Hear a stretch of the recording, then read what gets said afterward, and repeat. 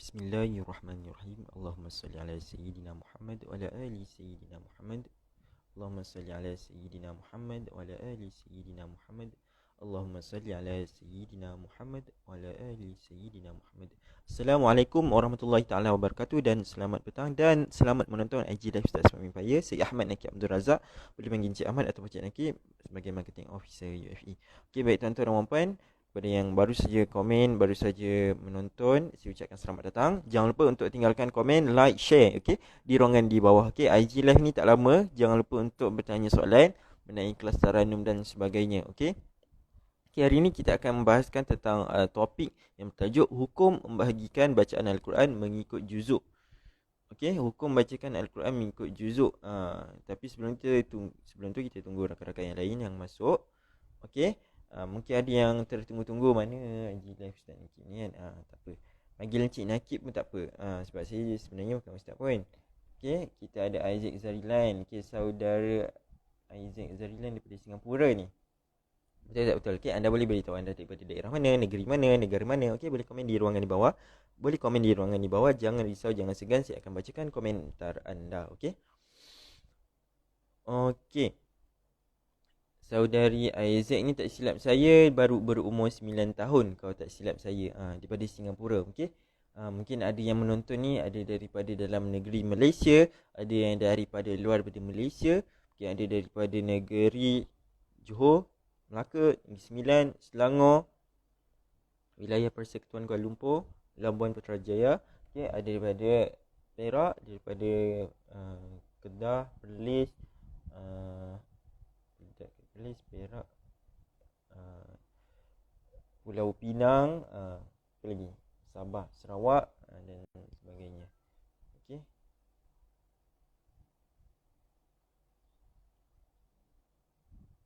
Boleh komen di ruangan di bawah, jangan malu, jangan segan. Okey.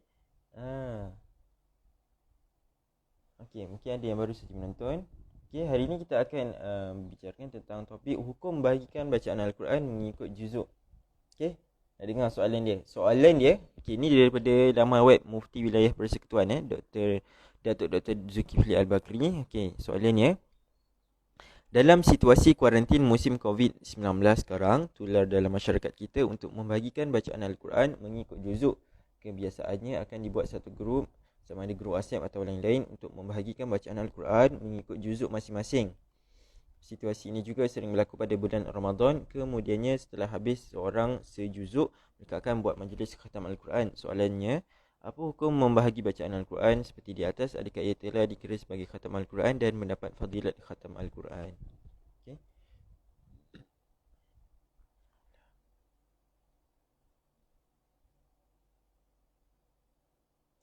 Okay, baik tuan-tuan dan puan-puan, anda jangan lupa untuk klik komen di bawah. Jangan malu, jangan segan. InsyaAllah saya akan bacakan.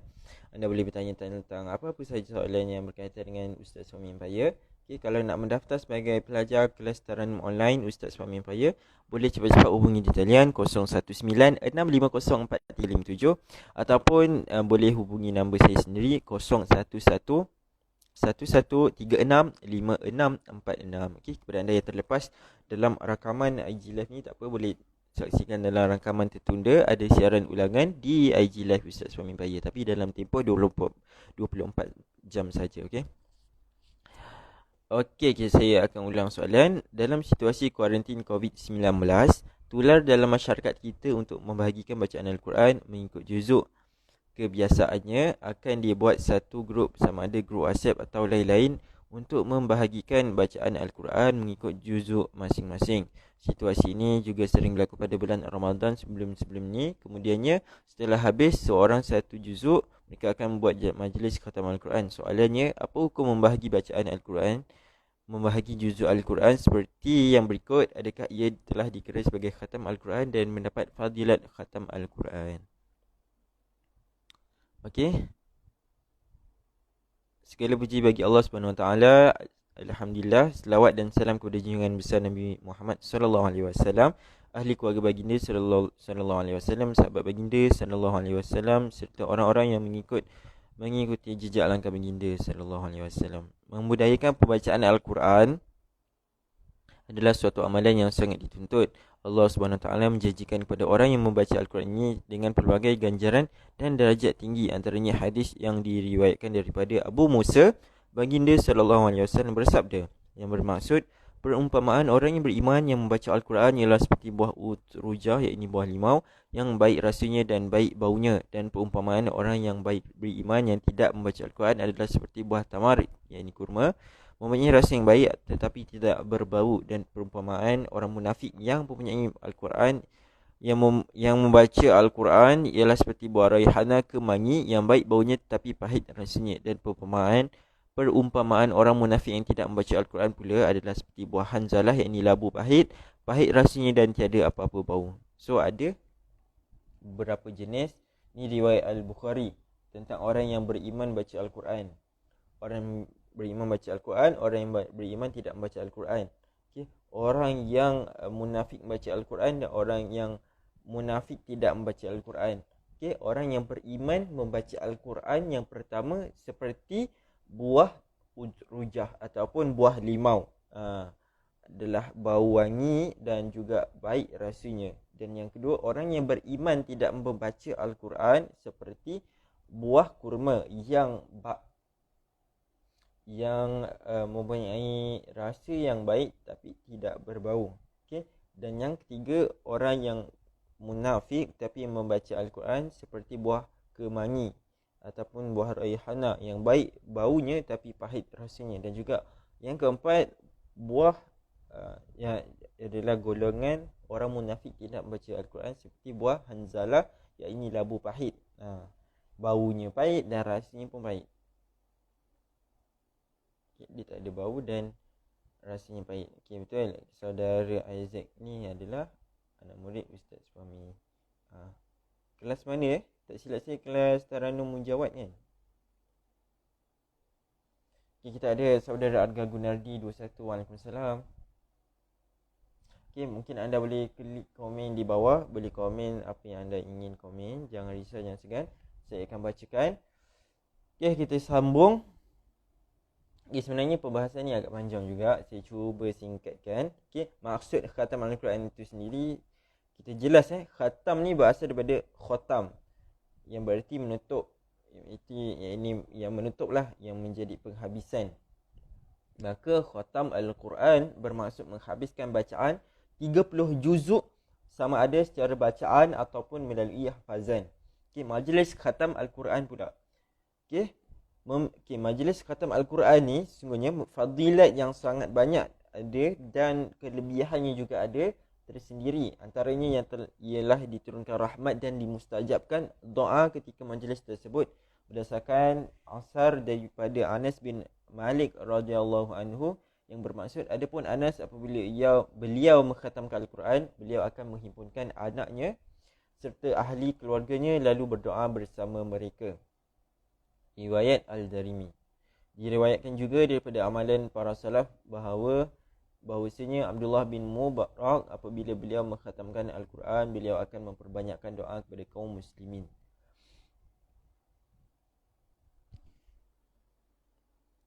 Okey, tu rujukan daripada Al-Tibyan fi Adab Hamalah Al-Quran. Nama kitab tu. Imam Al-Nawawi mengatakan sunat muakkad hukumnya menghadiri majlis Al-Quran, majlis khatam Al-Quran. Okey, hukum sunat menghadiri majlis khatam Al-Quran ada juga disebutkan oleh Syekh Al-Humaydi di dalam kitabnya, yang ini rujukan Jama' Al-Qura halaman 149.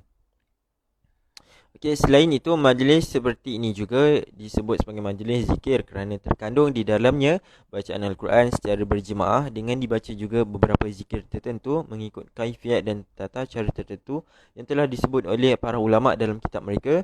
Majlis seperti ini juga disebut dalam hadis yang diriwayatkan oleh Abu Hurairah radhiyallahu anhu yang bermaksud tidaklah suatu kaum berkumpul di antara rumah-rumah Allah sambil membaca kitabullah dan saling mempelajari di antara mereka, kecuali akan turun kepada mereka ketenangan dan diberikan rahmat serta malaikat akan menaunginya dan mereka akan diingat di sisi Allah Subhanahu Wa Taala. Okey, riwayat Muslim. Okey, kita ada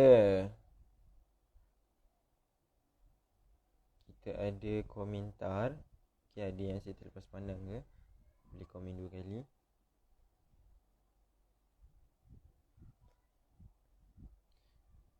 kita saudara Isaac Zarilan daripada kelas Muratal. Baik, kita ada saudara Zainul. Waalaikumsalam. Ciri-ciri orang beriman apa je Ustaz? Ciri-ciri orang beriman antaranya orang yang solat 5 waktu, yang mengikuti apa rukun Islam tuntut, apa yang rukun iman tuntut. Rukun Islam ada 5 perkara. Okay, saudara Arga, bagus juga soalan macam ni. Okay, Fitri Zaid jaga hati. Okay, kita ulaslah rukun Islam yang pertama, mengucap 2 kalimah syahadah, iaitu La ilaha illallah Muhammadur Rasulullah atau asyhadu an la ilaha illallah wa asyhadu anna Muhammadar Rasulullah. Yang kedua, menunaikan solat fardu 5 waktu. Okey, subuh, zuhur, maghrib, isyak. Subuh, zuhur, asar, maghrib, isyak. Yang ketiga adalah menunaikan zakat. Okey, menunaikan zakat adalah yang ketiga. Perkara yang keempat adalah menunaikan ibadah puasa di bulan Ramadan. Dan yang kelima adalah menunaikan haji dan umrah bagi yang berkemampuan.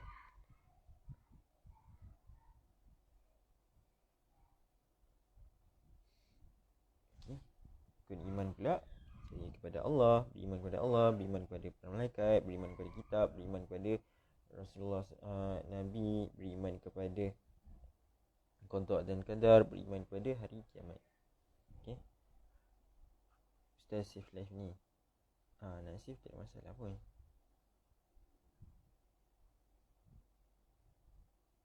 Okay, kita sambung balik.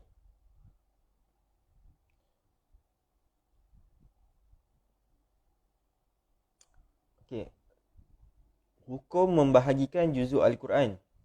Rasulullah SAW tidak menentukan kaifiat atau cara khusus untuk mengkhatamkan Al-Quran. Umat Islam bebas melakukan apa-apa saja kaifiat dan cara untuk mengkhatamkan Al-Quran kerana ia termasuk perkara yang boleh diijtihadkan.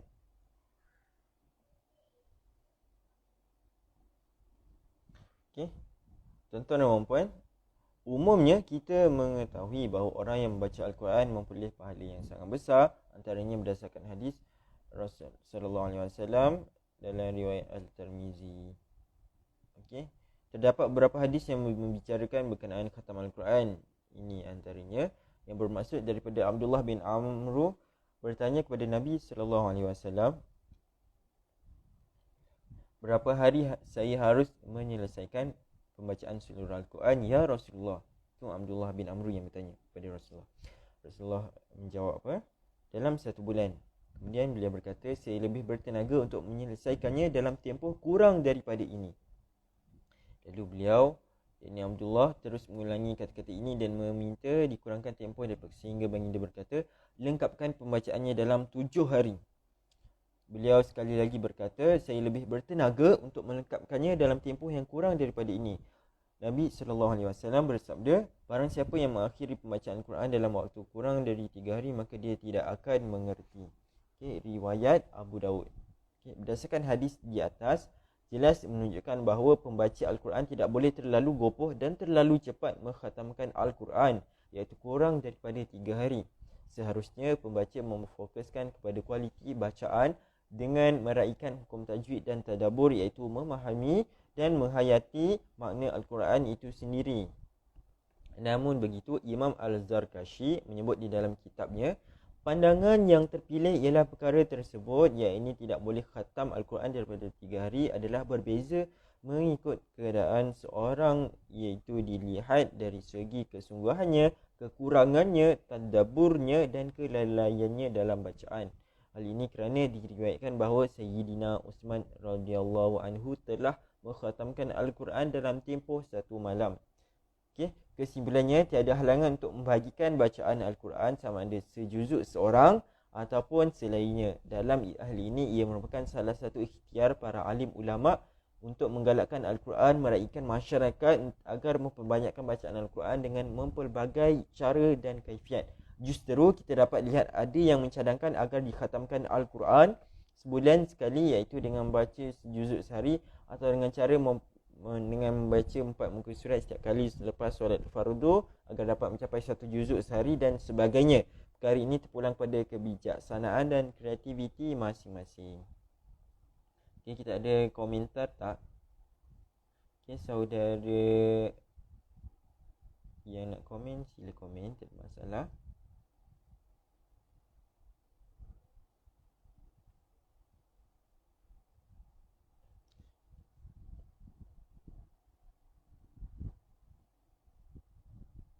Saudara Nazibuddin, save tahu live ni.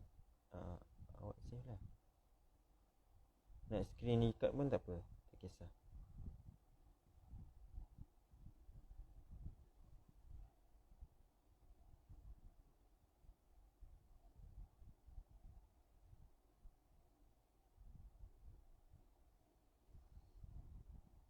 Okey, manakah dah masuk ke minit ke-16. Okey, sebagai konklusinya, sebenarnya membahagikan bacaan Al-Quran ni yang diamalkan dalam masyarakat hari ini merupakan suatu amalan yang baik dan sangat dituntut. Okey, hal ini kerana Nabi SAW tidak menetapkan kaedah tertentu dan terpulang pada kita semua untuk membacanya dengan apa cara sekalipun.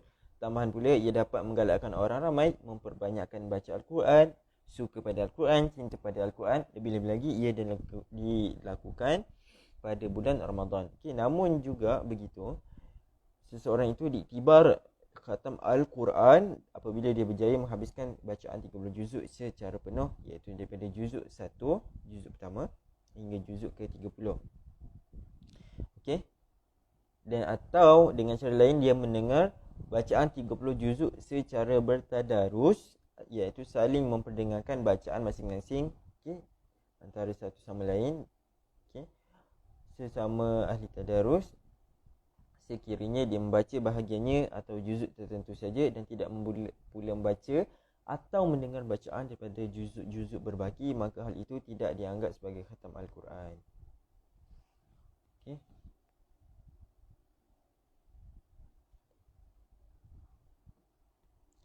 Tetapi bagi majlis khatam Al-Quran pula, okey, ini bahagian majlis khatam Al-Quran pula. Sekiranya terdapat salah seorang daripada ahli kumpulan tersebut berjaya mengkhatamkan Al-Quran dengan bacaan penuh, maka fadilat majlis khatam Al-Quran itu akan diperoleh oleh semua orang yang menghadirinya. Ia berdasarkan kepada asar daripada Anas bin Malik radhiyallahu anhu yang telah disebutkan sebelum ini. Namun sekiranya tiada dalam kalangan ahli kumpulan tersebut yang berjaya mengkhatam Al-Quran secara penuh, maka ahli kumpulan tersebut tidak mendapat fadilat khusus majlis khatam Al-Quran. Akan tetapi mereka tetap mendapat kelebihan majlis zikir yang juga dihadiri oleh para malaikat. Wallahu a'lam.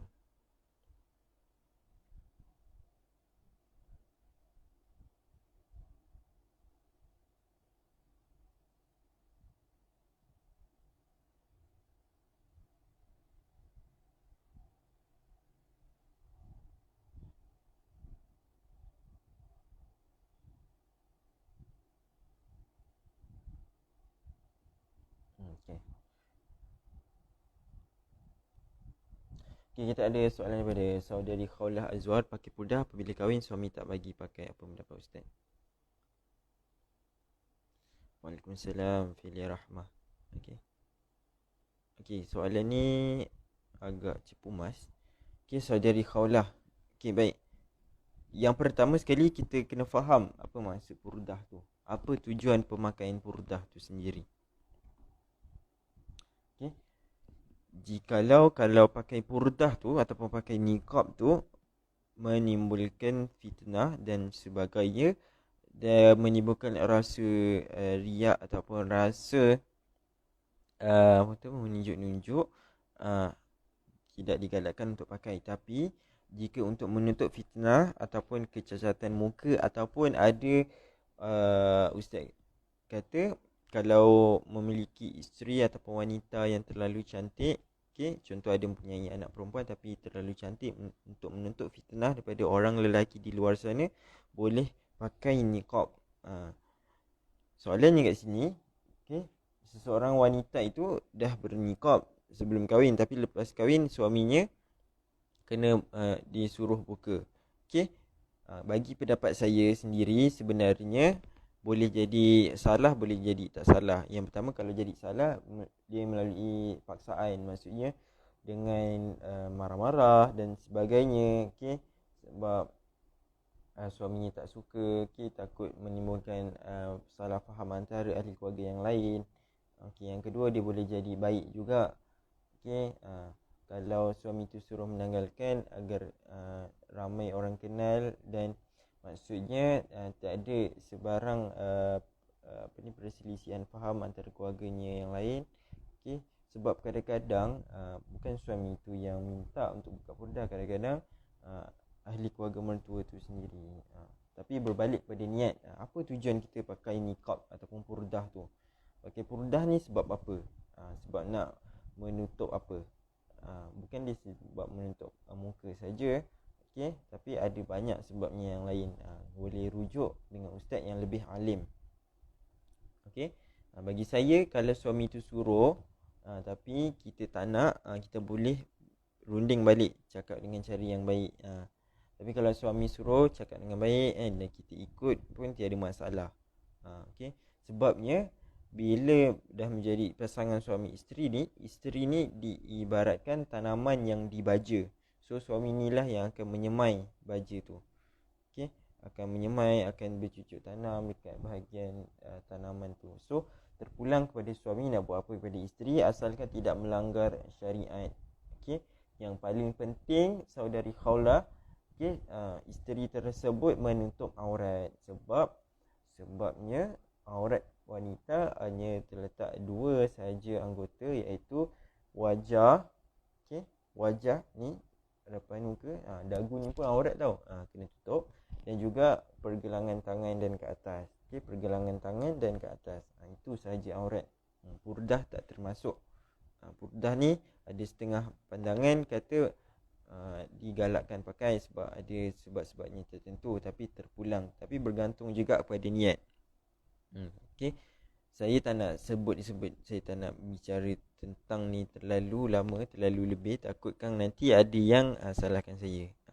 Tapi balik kepada isu tadi, orang yang membaca Al-Quran, okay, dengan membahagikan juzuk Al-Quran tidak dikira sebagai khatam Al-Quran, tapi dapat fadilatnya dengan mendengar majlis khatam Al-Quran tersebut. Orang yang dikira mengkhatam Al-Quran adalah orang yang membaca daripada juzuk pertama, 2, 3, 4 sehingga juzuk ke-30 dikira sebagai khatam Al-Quran. Okey, sekian saja untuk ilmu pada petang ini. Semoga bermanfaat. InsyaAllah kita bertemu di lain masa dan waktu. Saya Ahmad Niki Abdul Razak mengundur diri. Mohon maaf jika ada tersalah bahasa, terkasar bicara. Okey, anda boleh rujuk kepada soalan-soalan agama ni kepada ustaz yang lebih alim lagi. Okey, saya mohon maaf jika ada tersilap bicara. Semoga bermanfaat. InsyaAllah bertemu di lain masa. Sekian wabillahi taufiq wa hidayah. Wassalamualaikum warahmatullahi wabarakatuh.